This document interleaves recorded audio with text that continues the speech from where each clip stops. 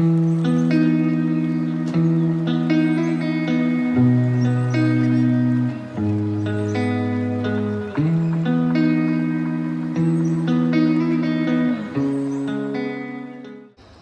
राम मंडली, भटकन पंट्री में आपका स्वागत है दोस्तों। तो अभी हम लोग केदारनाथ से तो उतर चुके हैं और हम लोगों ने क्या किया, रात को ही हम लोगों ने ट्रैवल करके अराउंड 70-80 किलोमीटर आगे आके रुद्रप्रयाग से थोड़ा सा आगे आके रुक गए और अभी सुबह नाश्ता करके अराउंड 7:30 बजे निकल रहे बद्रीनाथ के लिए। तो बद्रीनाथ यहाँ से 126 किलोमीटर है, बट एक जगह पे पैच पे थोड़ा वन वे ट्रैफिक को चालू हो गया क्योंकि लैंडस्लाइडिंग की वजह से। तो इसके लिए भी हम लोग को थोड़ा टाइम लगने वाला है, नहीं तो 3 घंटे मेरे ख्याल से इनफ है यहाँ से जाने के लिए। अभी हम लोग को 4.5 घंटे लगेंगे, 5 घंटे लगने वाले। तो ठीक है, हम लोग इन्जॉय करने आए, ब्यूटी इन्जॉय करते करते हम लोग जाएंगे फिर वहाँ से जाने वाले माना गाँव के लिए। तो अभी हम लोग मस्त ब्रेकफास्ट करके फ्रेश मूड में, नींद भी अच्छा हो गया है। यहाँ पे जो रुद्रप्रयाग में जो टेम्परेचर है वो अपना नॉर्मल टेम्परेचर है, 27-28 डिग्री बोल सकता हूँ मैं।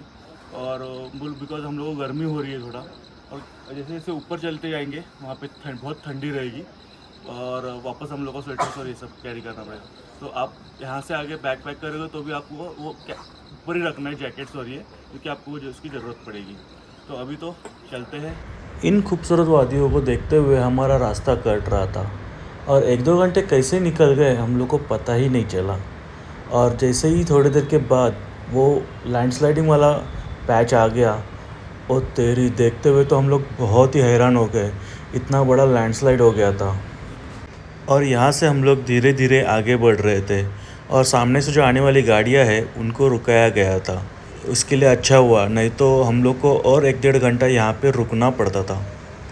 आप भी देख सकते हो कितना बड़ा लैंडस्लाइड है, ये पूरा नीचे तक पूरा ढह गया है और एक सिंगल लेन चालू है सिर्फ। और थोड़ा सा आगे बढ़ते ही कर्णप्रयाग गांव आता है, वहाँ पे ये स्वच्छता रैली चल रही थी और उसके ही बाजू में एक ब्रिज था, वहाँ से कर्णप्रयाग दिखता है। हम लोग तो गए नहीं वहाँ पे क्योंकि हम लोग को आगे जाना था और लेट हो जाएगा, इसके लिए हम लोग दूर से ही देख के चलते रहे। हमें तो यही अपडेट मिला था कि एक ही लैंडस्लाइड हुआ है, बट यहाँ पे काफ़ी सारे लैंडस्लाइड हो गए थे और सब जगह पे ज़मीन पूरा ढह चुकी थी और ऐसे वन वे रास्ते से हम लोग जा रहे थे। बट हमारा नसीब इतना अच्छा था कि हम लोग को किसी भी जगह पे ज़्यादा देर तक रुकना नहीं पड़ा, नहीं तो यहाँ पे अगर जाम लग गया तो 1.5 घंटे 2-2 घंटे एक ही जगह पे रुके रहते हैं। बट हम लोग सुबह जल्दी निकलने की वजह से आधे 1 घंटे रुकने के बाद हम लोग निकले जा रहे थे। देखिए अभी ये सामने से गाड़ी आ रही है, हम लोग रुके हुए और ये 15-20 मिनट हम लोग यहाँ पे रुके और फिर निकल गए।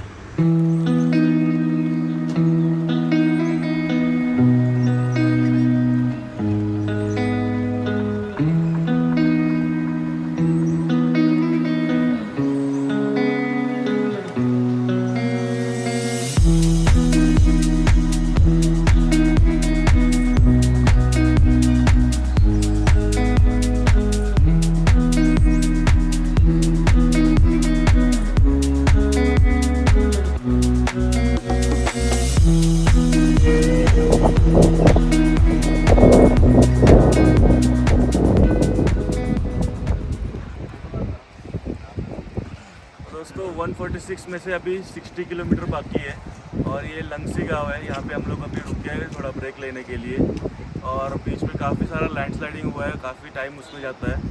और अभी यहाँ से फिर भी 2 घंटा हम लोग को ट्रैवलिंग दिखा रहा है बद्रीनाथ टेम्पल पहुँचने के लिए और काफ़ी खूबसूरत व्यू है, आपने देखा रहेगा। यहाँ से हम लोग आए थे और इधर हम लोग जाने वाले हैं, तो चलिए चलते हैं। थोड़ा सा आगे बढ़ते ही देखिए ये यहाँ पे भी एक लैंडस्लाइड हुआ है और ये इतना बड़ा पत्थर यहाँ पे खड़ा हुआ है, पूरे एज पे खड़ा है, ये रोड के एंड पे कभी भी गिर सकता है। इसी तरीके से लैंडस्लाइड होता है, बहुत ही डेंजर है यहाँ पे चलना। हम लोग तो ऐसे टेंशन में आके चल रहे थे ये रास्तों में। तो ये जो केदारनाथ से बद्रीनाथ के लिए जो रास्ता है, यहाँ पे काफ़ी सारे लैंडस्लाइड हुए हैं।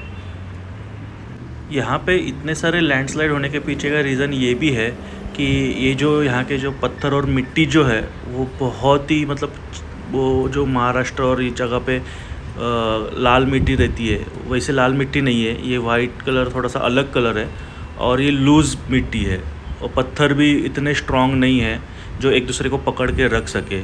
इसके लिए यहाँ पे बहुत बार लैंडस्लाइडिंग होती है और हम लोग तो यहाँ से गुजरते हुए बार बार ऊपर देख रहे थे। बहुत डर लग रहा था कि अभी भी कुछ भी गिर सकता है, तो हम लोग थोड़ा टेंशन में ही थे।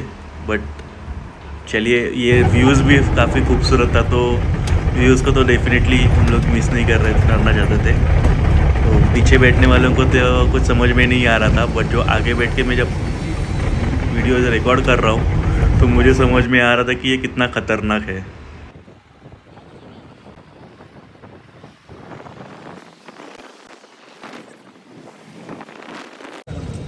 खूबसूरत व्यूज़ के साथ हम लोग अभी पहुंच गए हैं बद्रीनाथ, और बद्रीनाथ अभी हम लोग पहुंचे हैं अराउंड 2 बजे।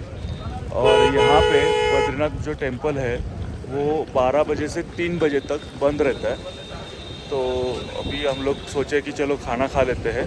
और जैसे आप नीचे से ऊपर आते हो, बीच में आपको एक हनुमान चट्टी लगेगा, तो आपको वो एक स्टोरी पता रहेगा कि हनुमान ने भीम जी का मतलब घमंड उतारा था, तो वो वहीं पे हुआ था। तो आप अगर यहाँ पे आते हो तो वो भी आप दर्शन कर सकते हो।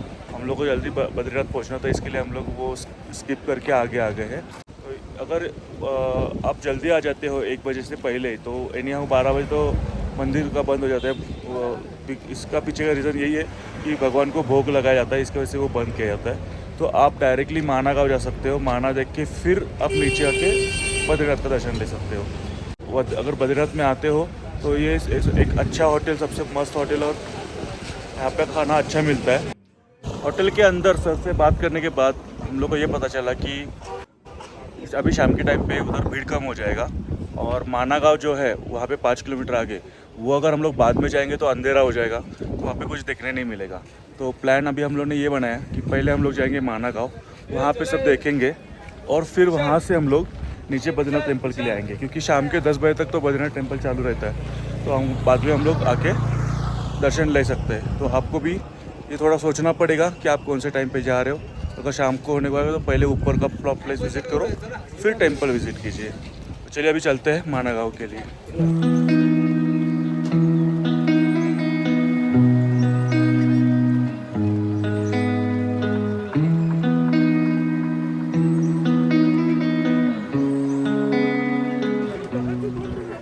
दोस्तों अभी हम लोग पहुंच गए हैं माना गाँव। ये उसका एंट्री पॉइंट है, और ये इंडिया का सबसे पहला गांव है।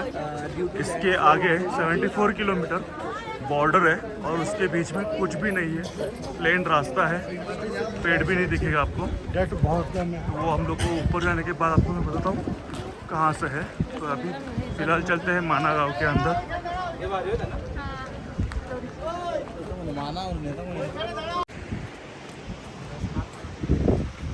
और यहाँ पे काफ़ी खूबसूरत शॉल और ये सब कपड़ा यहाँ पे मिलता है, काफ़ी खूबसूरत है। तो आप यहाँ पे आओगे तो ये सब शॉपिंग कर सकते हो।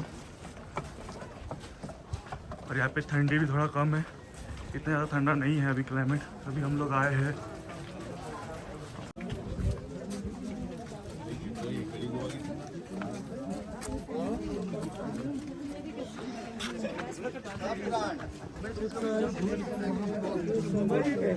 मुंबई भी फेल है, रियल बता रहा हूँ।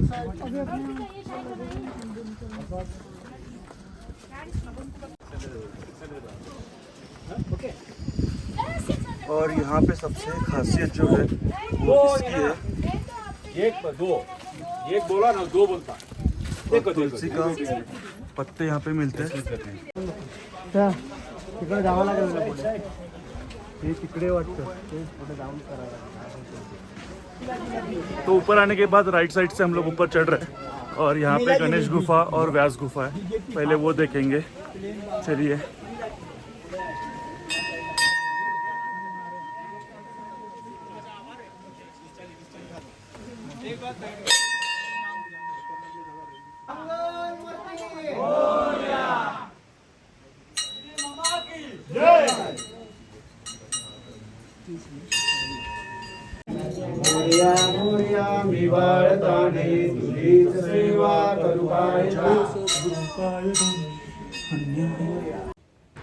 गणेश जी का दर्शन लेने के बाद हम लोग 5-10 मिनट आगे बढ़ते रहे और फिर हम लोग पहुँचे माना गाँव के ये चाय की दुकान की तरफ। और ये चाय की दुकान जो है ये इंडिया की आखिरी चाय की दुकान है।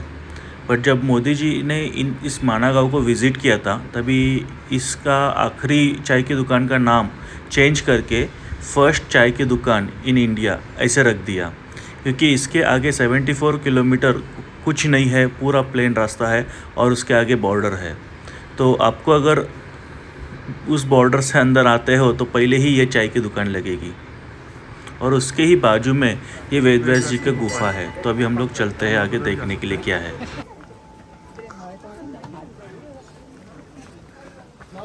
देखिए इंडियाज़ फर्स्ट शॉप।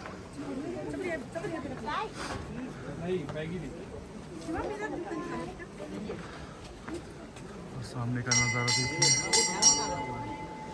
प्राचीन ग्रंथों के अनुसार महर्षि वेदव्यास स्वयं भगवान विष्णु के अवतार थे। महर्षि वेदव्यास महाभारत ग्रंथ के रचयिता है।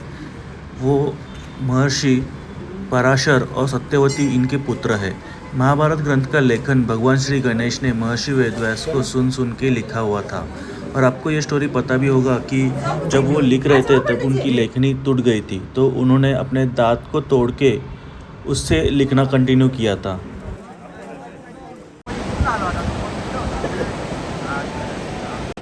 आपको ये जो आवाज़ आ रही थी ये जानबूझकर मैंने रखी हुई है ताकि आपको पता चले कि यहाँ से जो सरस्वती नदी का उगम स्थान है, यहाँ से सरस्वती नदी जो बह रही है उसका आवाज़ कितना आ रहा है। बिकॉज़ इसके बेसिस पे ही आपको एक आगे की स्टोरी बताने वाला हूँ। जब वेदव्यास जी महाभारत गणपति जी को बता रहे थे और गणपति जी लिख रहे थे तभी उनको सुनने के लिए तकलीफ़ हो रही थी बिकॉज़ ऑफ ये सरस्वती नदी के जो आवाज़ बह रही है उसके आवाज़ की वजह से।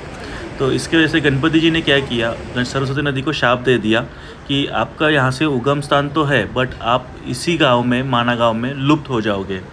तो चलिए अभी जाके देखते हैं पहले सरस्वती नदी का उगम स्थान और फिर मैं आपको आगे की स्टोरी बताता हूँ।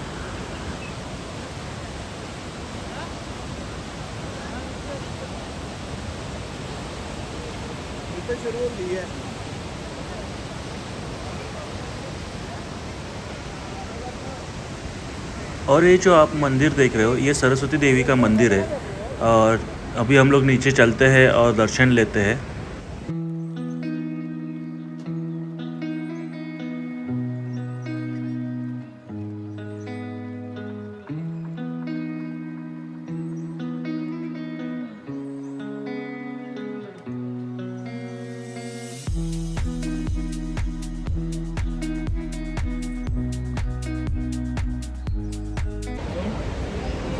दोस्तों अभी चलते हैं हम लोग स्वर्ग के जाने वाले रास्ते से। जब पांडव यहाँ पे आए थे तब इसी रास्ते से स्वर्ग गए थे। तो अभी चलते हैं ऊपर। और एक बात मैं आपको बताता हूँ, जब पांडव यहाँ से जा रहे थे तभी बीच में सरस्वती नदी बह रही थी, तो उनको पार करना उनके लिए पॉसिबल नहीं था।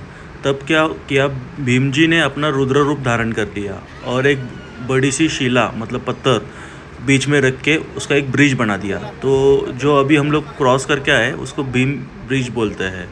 और अभी आप सामने देखते रहोगे ये जो प्लास्टिक में ढक के रखे हुए ये पांडवास के स्टैचूज़ बनाए गए हैं यहाँ पे। अभी उनका अनावरण किया गया नहीं है। और ये सरस्वती नदी बह रही है सामने से, कितना खूबसूरत व्यू है। और इसी के साथ दोस्तों ये वीडियो यहाँ पे ही ख़त्म करते हैं और अगले एपिसोड में हम लोग चलते हैं बद्रीनाथ टेम्पल के दर्शन लेने के लिए। और ये वीडियो आपको कैसा लगा आप मुझे ज़रूर बताइए, कमेंट कीजिए ताकि हम लोग को भी पता चले हम लोग कितना अच्छे वीडियोस बना रहे हैं। तो अभी के लिए टाटा बाय बाय।